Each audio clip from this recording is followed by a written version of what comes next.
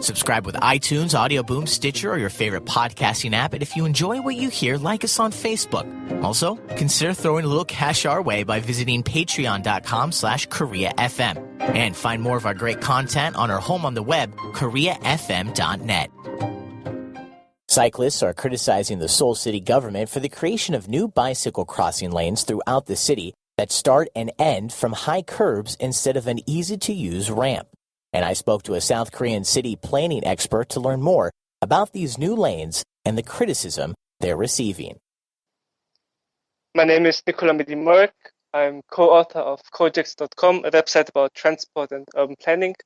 And also I'm an avid cyclist who loves to cycle around the city or along the rivers of Seoul.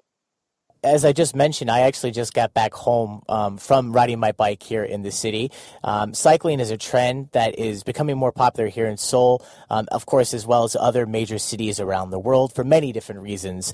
And Seoul itself has been trying to make itself more cyclist-friendly, if you will, in the last few years. But there's one specific problem that cyclists like you, someone who rides a lot more than myself, here in the capital kind of makes you get off your bike constantly. This is something that anyone in the city who cycled is probably familiar with, and that's what we're talking about today. What is this problem that we're discussing? How would you describe it?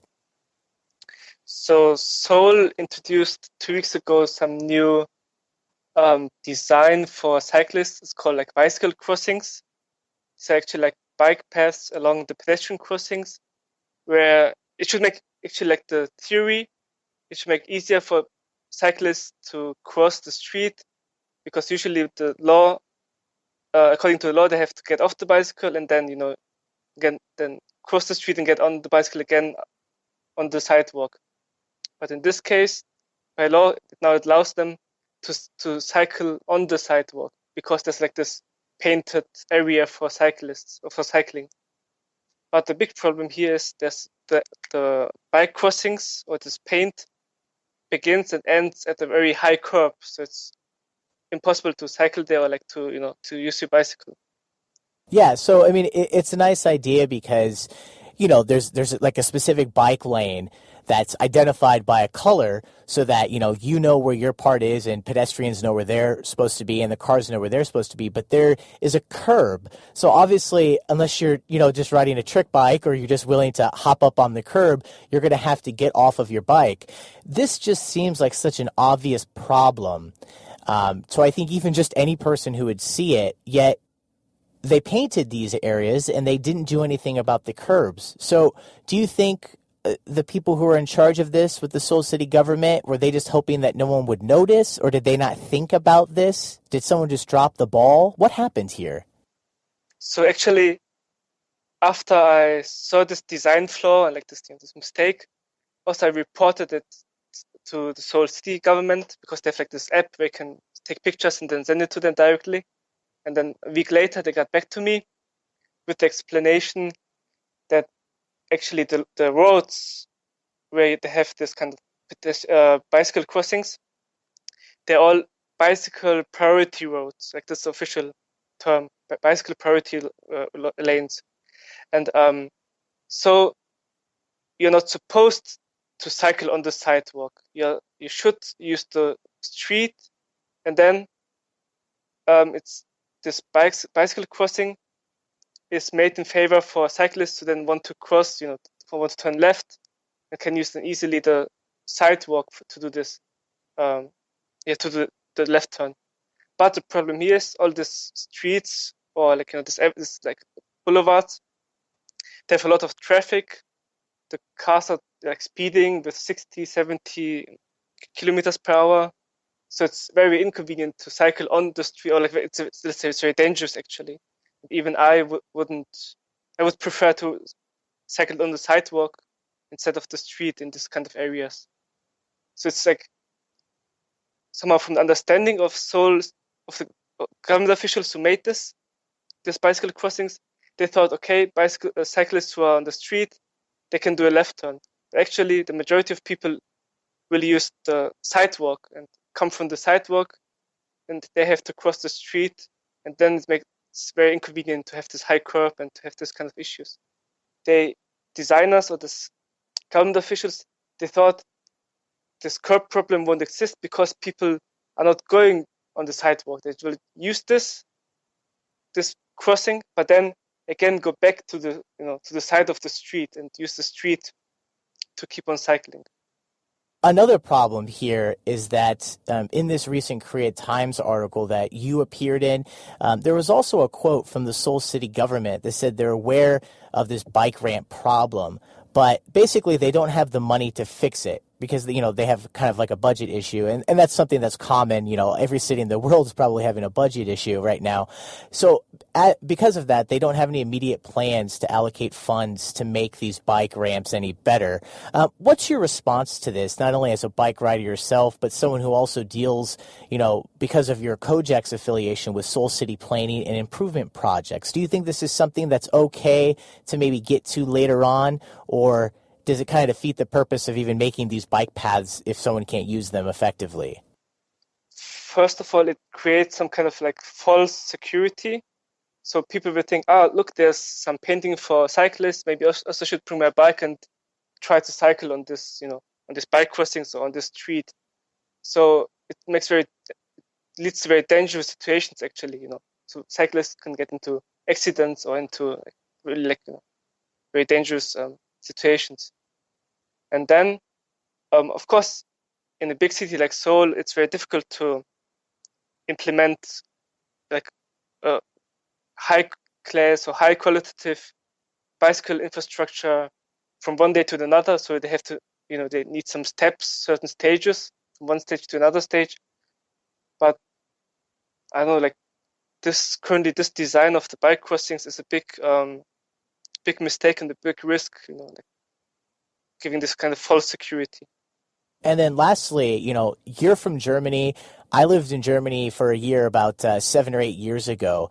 I would kind of just describe it as like a bike rider's paradise. What are some of the differences that you notice from riding a bike in Germany versus riding a bike here in Seoul or just anywhere in the ROK? Obviously, there's a lot more bike paths in Germany, but is that it, or is it different interactions with traffic? How do you see the differences? The traffic culture is completely different. So people have more respect for each other. First of all, pedestrians and cyclists are better, have better acknowledgement among car drivers. It's not like cars dominate the road in Germany. It's they have to always look out for pedestrians who want to cross the street, or they have to look for cyclists that can come along the way. That's completely different because here in Korea, cyclists are, let's say, the least, or they're in the lowest kind of hierarchy. They have to avoid pedestrians. They have to avoid cars or taxis and buses. So that makes it very troublesome for cyclists to cycle around the city. And then also, I think the infrastructure in general in Germany is relatively good, like the bicycle infrastructure. So we have if we have ramps, ramps to get back on the sidewalk or get back on a bicycle path. These days, many cities develop bicycle-only infrastructure, so exclusive infrastructure for cyclists. It makes it really convenient to cycle in cities. The traffic laws in Korea are very hostile to cyclists. I think even by law, bicycles are cars more. So they're categorized as they're not motorized, of course, but they're categorized as vehicles or as motor vehicles, even without an engine. So, for example, the basic law is if a cyclist wants to take a left turn, he has to get off his bicycle, use a pedestrian crossing, and then just walk over the crossing, and then get back on his bicycle, and then he can, go on his way. But this kind of bicycle crossing allows them to keep on riding, but of course still they have to use this pedestrian / bicycle crossing. It makes it a little bit more convenient, but then at the same time still you have this issue of this curb that's annoying and this painting that's not really helpful in the situation. I also spoke with two other Seoul-based cyclists to get their perspectives on this and other problems they face while on a bike. My name is Nevada. I'm from Las Vegas, and I've been living in Korea for, this October will be 20 years. When I first moved to Korea, I bought a bicycle, and it was not easy because this was way down south in Cheonju back in 1996. It was not easy at all. I bought this bicycle this time in order to lose some weight about a month ago. And in the area I live right now, there are plenty of bicycle routes, but sometimes there are no bicycle routes, and so I have to ride on the streets. And sometimes there are bicycle routes, but apparently that's where everybody wants to park. And Korea has come a long way in the few years. In just the last 10 years, I've noticed regular bicycle routes on major streets. And sometimes the bicycle routes go onto the sidewalks. Now, that said, it just seems like the culture of, okay, this is for bicycles, this is for walking, just hasn't reached a lot of people yet. My name is Kevin Heinz. I've been in Incheon and Seoul for about 7 years now. I do a lot of commuting. I've also done quite a lot of tours on the river trails around the country, too, which are great. Like, those are immaculate. To be honest, I notice this sort of discontinuity most when it's just sidewalks. When there's this sort of dip, and it goes flat. I don't know what you call it. There's like an on-ramp, basically, to the sidewalk, and an off-ramp. So when there's a road that runs perpendicular. And my first thought whenever I hit a curb is actually not about bikes, it's about wheelchairs. Because I'm like, they design sidewalks for wheelchair-bound people, so what are they supposed to do when they hit a curb? I mean, on a bike, you can just pick it up and get back on the sidewalk. So I guess the same process, the same thought goes through my mind is, what is the benefit to them if they can't keep going on this path? And so with the bikes, I think it might be a matter of the government allocated this much money and this many workers to this sort of project to paint the lines, but they didn't find the workers to break up the curbs. And I think that's what it comes down to, is that in the countryside, on the designated sort of nationally built Sadegang, or the big river trails, they're immaculate. They're beautiful. There's people that come from Europe to ride them. They're so good. So I think that's just a totally different experience. So they're all pleasure riders.